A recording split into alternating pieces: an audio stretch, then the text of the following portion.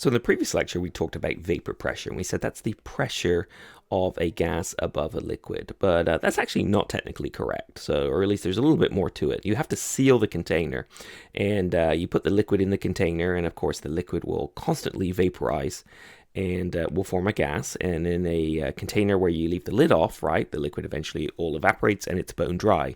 But of course, the gas, once it's formed, can actually condense and reform the liquid, and you get what's called a dynamic equilibrium. And so, in equilibria in chemistry, they're almost always dynamic. And what dynamic means is that essentially what comes up must come down. So it's constantly moving. So these molecules, right, are moving around, and eventually one kicks free and gets up here, right? But it doesn't stay up here forever because it goes down here again, and then eventually it will go back here. So it's constantly moving. It's not stuck. So it's not here, okay, and some of the molecules are here, and they never ever change. It's constantly this dynamic kind of rate here. And if you put the liquid in a sealed container, eventually the pressure builds up, and eventually it is consistent. And so this pressure here then is what we call the vapor pressure, more technically of the liquid, and technically at the temperature we measure it at, because it turns out the higher the temperature is, the higher the vapor pressure is going to be.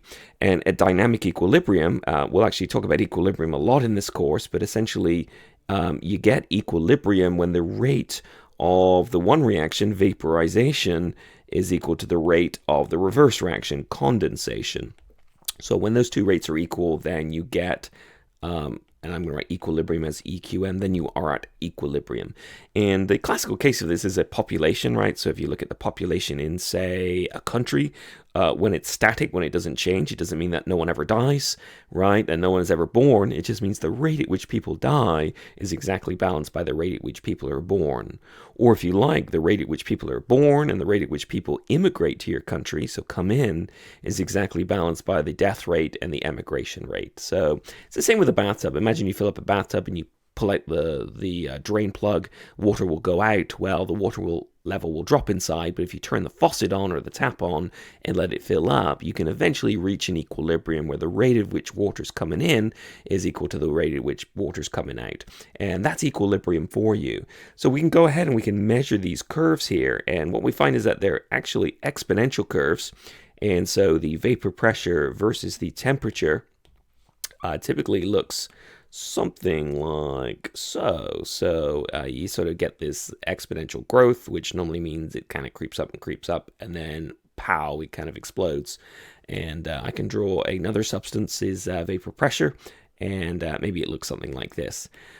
We have a word, actually. So when the vapor pressure is higher, we say that the substance is more volatile. And when it's lower at any temperature, we say it's less volatile. It's always a relative thing, and it's always one of those things, right, in chemistry, right, where in normal speak, volatility is how explosive something is, but in chemistry it's not. It's how much vapor pressure it has.